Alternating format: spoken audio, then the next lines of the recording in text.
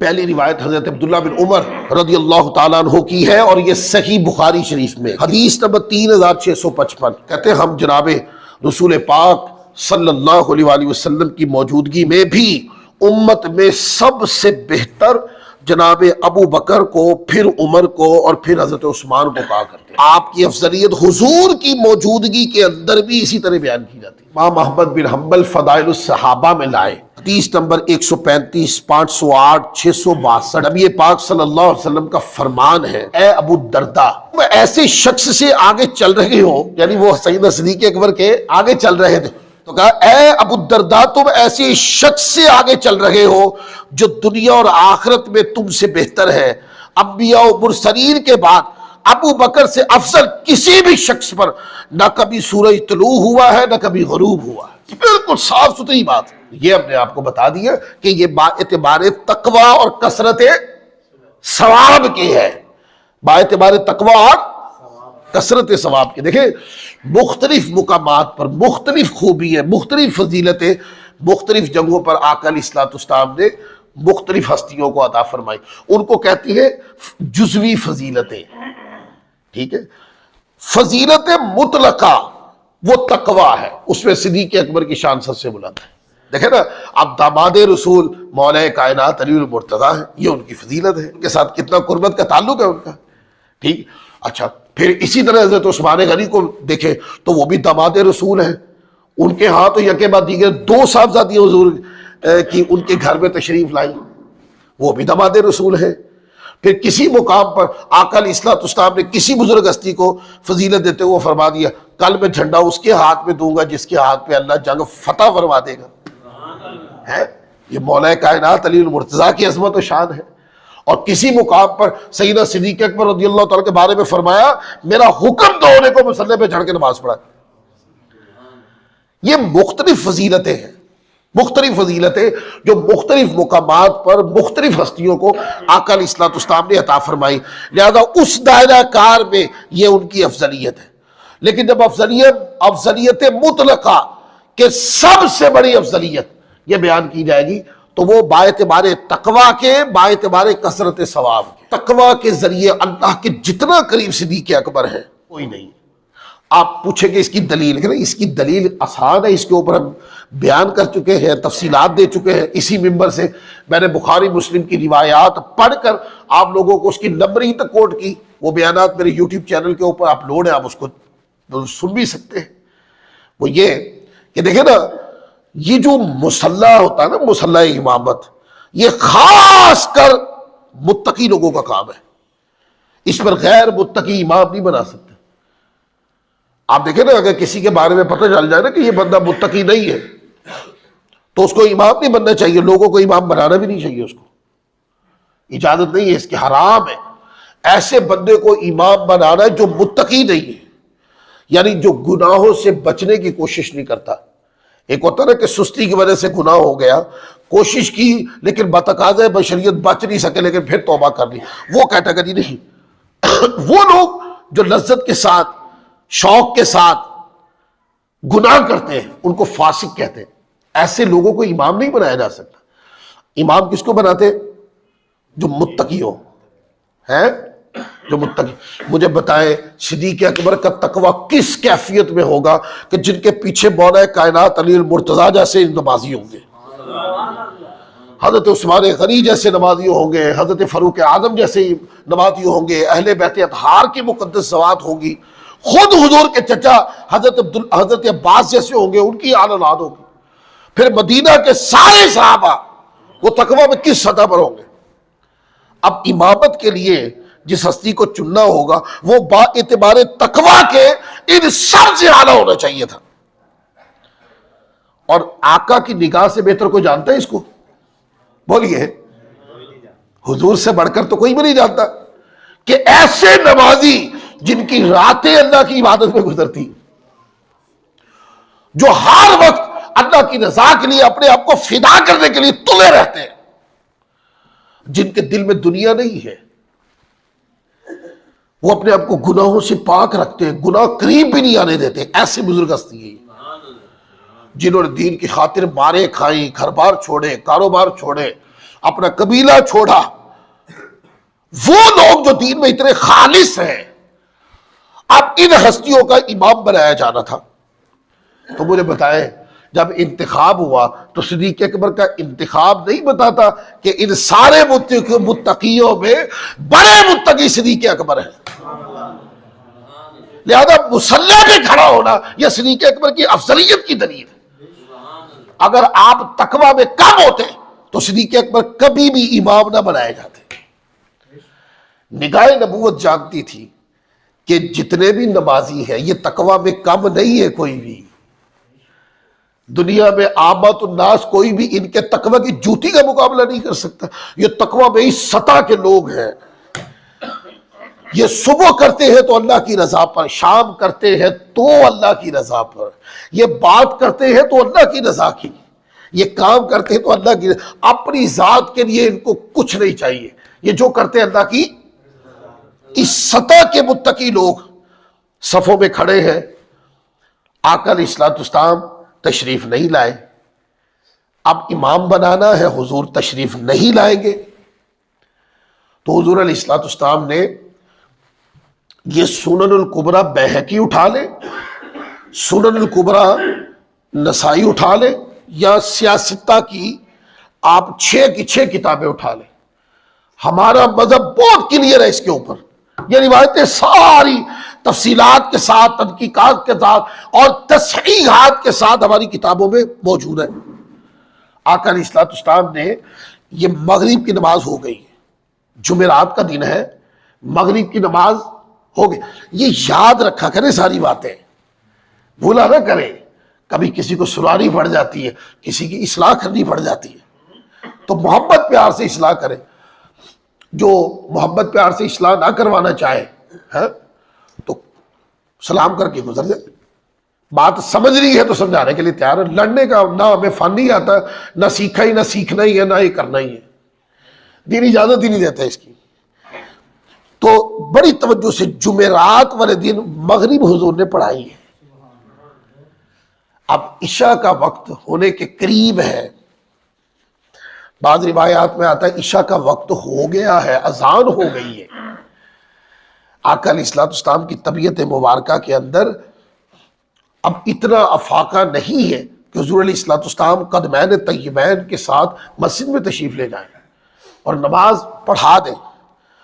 ایسے موقع پر آقا علیہ الصلوۃ والسلام فرماتے ہیں، سیدہ عائشہ صدیقہ بیٹھی ہے، مولا کائنات علی المرتضیٰ بیٹھے ہیں، خانوادہ اہل بیت بیٹھے ہیں، سیدہ عائشہ صدیقہ رضی اللہ تعالی عنہا کا حجرہ پاک ہے، حضور علیہ الصلوۃ والسلام سیدہ عائشہ صدیقہ سے رضی اللہ تعالیٰ عنہ اماں پاک سے مخاطب ہوتے ہیں اور فرمایا کہ اپنے والد گرامی کو بلائیں اور یعنی بعض روایت ان کو بلائیں۔ سیدہ عائشہ صدیقہ رضی اللہ تعالیٰ عنہ سمجھ گئی، بعض روایات میں آتا ہے کہ آقا علیہ الصلوۃ والسلام نے فرمایا صدیق اکبر کو بلائیں تاکہ میں انہیں کہوں کہ امام بن جائے، نماز پڑھائیں۔ اچھا، بعض روایات کا مفہوم اس طرح ہے کہ آقا علیہ الصلوۃ والسلام نے فرمایا کہ یہ میرا حکم، یعنی حکماً فرمایا کہ صدیق اکبر سے کہے کہ صحابہ کو نماز پڑھائیں۔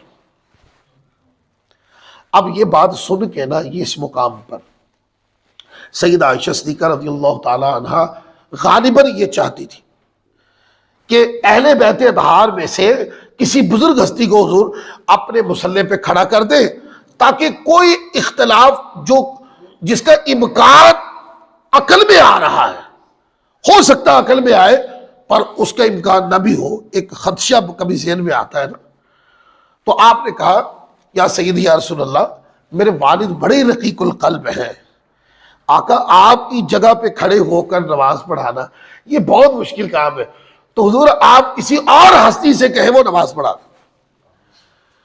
ایک روایت میں آپ نے حضرت فاروق اعظم کا نام بھی لیا، اور ایک روایت میں آتا ہے کہ آپ نے فرمایا آپ کسی اور ہستی سے فرما دیں وہ نماز پڑھا دیں۔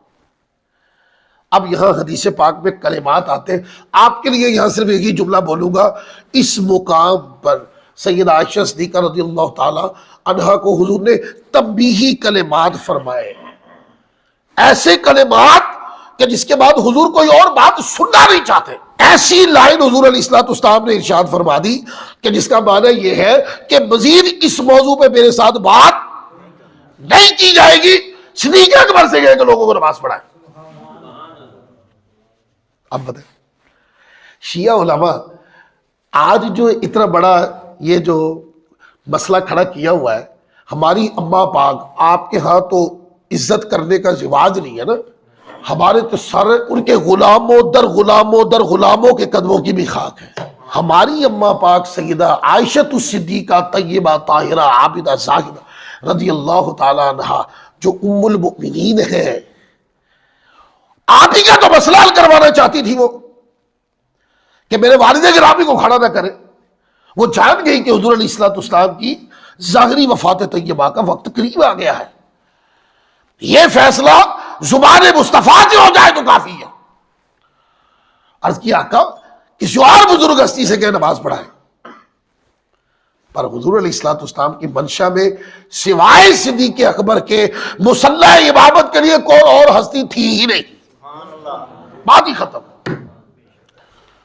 وہ آقا علیہ الصلوۃ والسلام نے پھر فرمایا کہ صدیق اکبر سے کہ لوگوں کو نماز پڑھائے. اب بتائیں بات بھی ہو گئی، دلائل بھی ہو گئے، اس کے بعد تو اختلاف امت میں ہونا نہیں چاہیے تھا کہ آقا علیہ الصلوۃ والسلام کی موجودگی کے اندر جمعرات والے دن آقا کے حکم پر صدیق اکبر مصلی پہ تشریف لے گئے اور آقا علیہ الصلوۃ والسلام کے مصلی پر کھڑے ہو کر نماز پڑھائی.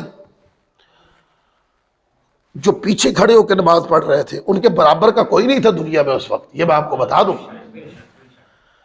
جو بھی کھڑے تھے نا پیچھے، اور جو گھروں میں تھی خواتین یا جو بھی ہستیاں پیچھے تھی، ان کے برابر کا دنیا میں اور کوئی نہیں تھا. دنیا کا سب سے بڑا تقویٰ بھی مسجد نبوی تھی، سب سے زیادہ ثواب پانے والے نمازی بھی مسجد نبوی میں تھے، اور سب سے زیادہ اعلیٰ اخلاق کے مالک بھی یہی تھے، اور یہی لوگ تھے جن کے بارے میں قرآن مجید میں فرمایا فَإِنْ آمَنُوا بِمِثْلِ مَا آمَنْتُمْ بِهِ فَقَدْ اهْتَدَوْا. ایمان ویسا لاؤ جیسے میرے مصطفیٰ کے صحابہ لائے. وہ جن کا ایمان کسوٹی قرار دیا گیا، ٹائٹل بنا دیا گیا کہ ایسے ایمان لاؤ، یہ وہ بزرگ ہستیاں ہیں کہ جن کے تقویٰ کو بندے ساری ساری زندگی سجدے کرتے رہے ہیں، ان کا تقویٰ ان کے جوتوں تک بھی نہیں پہنچ سکتا. یہ اس سطح کے لوگ تھے، صفوں میں کھڑے ہیں، فدائیان مصطفیٰ ہیں. ان سے ان ہستیوں کے بارے میں پڑھ کے دیکھ لو، کسی نے اپنا باپ مصطفیٰ پہ مارا ہے، کسی نے بیٹا مارا ہے، کسی نے گھر بار مارا ہے، کاروبار مارا ہے. حکم مصطفیٰ پر جو مانگا وہ مار دیے انہوں نے، اور آج صفوں میں کھڑے ہیں، حضور تشریف نہیں لا رہے. صدیق اکبر رضی اللہ تعالیٰ عنہ مصلی پہ آگے تشریف لے آئے، اقامت ہوئی، نماز پڑھائی. نماز پڑھانے میں ایک روایت، ایک ضعیف روایت بھی کوئی لائے نا کہ صدیق اکبر کی امامت میں نماز پڑھنے کے بعد کسی صحابی نے کہا ہو کہ میں ان کی امامت کو نہیں مانتا. یہ روایت نہیں ملے گی آپ کو. یہ پھڈے سارے بعد میں ڈالے گئے. سارے صحابہ متفق تھے. کیوں؟ حضور نے بنا دیا. متقین کے امام، امام المتقین حضرت سیدنا صدیق اکبر کو بنا دیا امام. اور پھر آگے دیکھنے، یہ بخاری مسلم اٹھا کے پڑھ لیں، درجنوں روایتیں اس پر. جس بندے نے تھوڑا بہت بھی مطالعہ کیتا ہوئے نا، ہلکی پھلکی کتابیں اٹھا کے پڑھی ہو، اس کو بھی پتا ہے کہ قاری صاحب جو بات کر رہے ہیں وہ کتنی صحیح ہے. ورنہ جہازیب شاہ صاحب بیٹھے وہ کتابیں پڑھتے رہتے ہیں، ان سے پوچھ کے دیکھ لیں، درجنوں روایتیں بھری پڑی ہیں کتابوں میں کہ صدیق اکبر کے پیچھے نماز پڑھی. یہ کون سا دن تھا؟ جمعرات. نماز کون سی تھی؟ یاد ہو رہا ہے سبق؟ اچھا پھر آگے جمعے کا دن آ گیا. جمعے میں کتنی نمازیں آئی؟ ایک جمعہ بھی آیا نا. جمعہ کس نے پڑھایا؟ بولے صدیق اکبر نے. تاکہ کیونکہ آگے پیر والے دن حضور کا ظاہری وصال پاک ہو جانا تھا نا، آقا علیہ الصلوۃ والسلام نے نمازیں وہاں سے شروع کروائی تاکہ ایک جمعہ بھی صدیق اکبر میری موجودگی میں ظاہری حیات طیبہ میں پڑھائے، حضور کی مہر لگ جائے اس پر. یہ نہ کہ پھر جمعے میں اور نمازوں میں آنے والے لوگ وہ کہتے بیٹے رلا کے تو فرق کر دے پھرنے. آقا علیہ الصلوۃ والسلام نے مور لگا دی بات. تو 5 نمازیں آئیں جمعے والے دن. کتنی ہوگی نمازیں؟ 6 ہو گئی. جمعے ہفتے والے دن کی 5 آئی. اچھا پھر اتوار کی 5 آئی. ٹھیک ہے. اور پھر پیر والے دن کی فجر بھی آئی. کتنی ہوگی؟ فجر کی نماز کے بعد کہتے ہیں کہ جب اشراق و چاش کا وقت تھا، یعنی فجر اور ظہر کے مابین کا وقت تھا، کہ نبی پاک صلی اللہ علیہ وآلہ وسلم اللہ کی قربتوں کی طرف تشریف لے گئے. کتنی نمازیں صدیق اکبر نے پڑھائی؟ اچھا آقا علیہ الصلوۃ والسلام کا وصال پاک وصال ظاہری ہوا ہے پیر والے دن. تو وصال ظاہری کے بعد کتنی نمازیں آئیں؟ 4، ظہر اثر مغرب اور عشاء. اچھا پھر آگے منگل کا دن آیا، فجر ظہر مغرب، ظہر فجر ظہر اثر مغرب اور کتنی نمازیں؟ 5 آئیں. 4 اور 5 کتنی ہو گئی؟ 9. اور پھر آگے بدھ والے دن جو نمازیں پڑھائی گئی، اس میں اختلاف ہے، لیکن بدھ والے دن آقا علیہ الصلوۃ والسلام کے وجود منور کو گنبد خضرا کے کو یہ شرف دینے کے لیے آقا علیہ الصلوۃ والسلام کے مزار پر انوار میں حضور کے وجود منور کو اتارا گیا. لیکن فجر اس دن بھی صدیق اکبر نے پڑھائی. تو دونوں کام ہو گئے. حیات طیبہ میں کتنی نمازیں پڑھائی؟ 17 نمازیں. اور آقا علیہ الصلوۃ والسلام کے وصال ظاہری کے بعد کوئی اختلاف کرنے کے لیے کھڑا نہیں ہوا. 9 سے 10 نمازیں آقا علیہ الصلوۃ والسلام کے وجود منور کی تدفین یعنی مزار پر انوار میں اتارنے سے پہلے نمازیں پڑھائی گئی. سارے صحابہ نے صدیق اکبر کے پیچھے نمازیں پڑھی. کوئی اختلاف نہیں کیا کسی نے بھی. ہم یہی سوال پوچھتے ہیں، آج کا مقدمہ یہی تک رکھتے ہیں، اگلے دلائل اگلے جمعے ہو جائیں گے. ہم یہی پوچھنا چاہتے ہیں جن کے سامنے جس ہستی نے صدیق اکبر کو امام بنا دیا، ان میں تو کوئی اختلاف نظر نہیں آتا ہمیں. وہ تو سب راضی تھے. اور جب سیدنا صدیق اکبر آگے پڑھیں گے یہ دلائل، سیدنا صدیق اکبر رضی اللہ تعالیٰ کے ہاتھ میں بیعت ہو گئی سقیفہ بنو ساعدہ میں، واپس آ گئے. آقا علیہ الصلوۃ والسلام کی نماز جنازہ پہ الگ سے جمعہ پڑھاؤں گا کہ نماز جنازہ اس طرح تو نہیں جیسے ہمارے گناہگاروں کی ہوتی ہے. آقا کا وجود منور حجرہ منور کے اندر رکھا ہوا ہے، فرشتے بھی آتے درود پڑھتے چلے جاتے، صحابہ بھی آتے حضور کی ذات اقدس درود پڑھتے اور چلے جاتے ہیں. تو آقا علیہ الصلوۃ والسلام کی ذات اقدس کے اوپر یہ جنازہ پڑھا گیا کہ آقا درود پڑھتے رہے. ٹھیک ہے. اور کہتے ہیں کہ ادھر بیعت ہو گئی. اگلا دن منگل کا دن آیا تو ادھر سے ناراضگی ہوئی کہ ہمیں اول مشاورت میں داخل کیوں نہیں کیا. ٹھیک ہے. وہاں کوئی لڑائی کی کیفیت بن گئی جس بنیاد پر جو معاملہ ہو گیا وہاں. اور مولا کائنات کی ناراضگی حق تھی. آپ صاحب الرائے تھے، آپ بزرگ ہستی تھے. آقا علیہ الصلوۃ والسلام کی موجودگی کے اندر بھی فیصلوں میں مشاورت میں آپ تشریف فرما رہتے. اور حضور کے وصال ظاہری کے بعد صدیق اکبر ہو، فاروق اعظم ہو، عثمان غنی ہو رضی اللہ تعالیٰ عنہم اجمعین، ان کی مشاورت میں مولا کائنات علی مرتضیٰ بیٹھتے تھے. اگلا دن ہوا منگل کا دن. منگل والے دن سیدنا صدیق اکبر مسجد میں آئے، تمام مہاجرین اور انصار صحابہ اکٹھے ہوئے. آپ نے اعلان فرمایا، یہ میں صرف آپ کو ایک اشارہ دے رہا ہوں، میں اس پہ روایتیں پڑھوں گا. آپ نے فرمایا کہ مہاجرین و انصار، کل جو سقیفہ بنو ساعدہ کے اوپر جو میری بیعت کی ہے تم نے، میں وہ حق تمہیں واپس لوٹاتا ہوں. میں وہ حق تمہیں واپس لوٹاتا ہوں. اس مجمع کے اندر اگر تم چاہو تو کسی اور ہستی کی بیعت کر سکتے ہو اور میں تمہارے ساتھ بیعت کروں گا. یہ معاملہ ہونا تھا. میں نے آپ کو کہا تھا مولا کائنات کی ناراضگی کا یہ معنی نہیں کہ مجھے خلیفہ بنائے. نہیں. ناراضگی کا یہ معنی تھا اول مشاورت میں ہمیں داخل کرنا چاہیے تھا. ٹھیک ہے. لیکن جب سچویشن ساری سامنے آ گئی، صدیق اکبر نے یہ جملے بولے تو مولا کائنات تشریف فرما تھے، حضرت زبیر بن عوام تشریف فرما تھے، حضرت عباس بن عبد المطلب تشریف فرما تھے. تو سب سے پہلے مولا کائنات اٹھے، صدیق اکبر کا ہاتھ پکڑا اور بیعت کر لی، فرمایا آپ خلیفہ ہو، اس پر تمہاری کوئی دو رائے نہیں، آقا علیہ الصلوۃ والسلام نے اگر آپ کو ہمارا امام بنایا ہے تو آپ ہی ہمارے خلیفہ ہیں۔ پھر حضرت زبیر بن عوام کی بھی بیعت ہو گئی، سب کی بیعت ہو گئی، ٹھیک ہے۔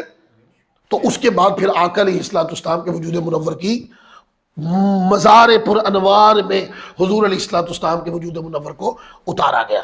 پھر اس میں بات کو خلط ملط کرنے کے لیے ہزاروں باتیں ہیں، وہ ہزاروں باتیں آتی جائیں گی، ہزاروں باتیں انشاءاللہ ممبر پر ڈسکس ہوں گی۔ اگر آپ لوگ وقت پہ آئیں گے نا تو انشاءاللہ بہت ساری باتیں، میں بہت سارے گلے ختم کرنا چاہتا ہوں، آپ لوگوں کو بتانا چاہتا ہوں کہ کون کون سی باتیں جو ہمارے خلاف ہیں، جھوٹ ہے وہ، ہمارا وہ نظریہ ہی نہیں۔ جیسے آج میں نے امامت اور خلافت صدیق اکبر کے اوپر کس طرح واضح طور پر آپ کے سامنے دلائل کھول کھول کے آپ کے سامنے پڑھ کے سنائے۔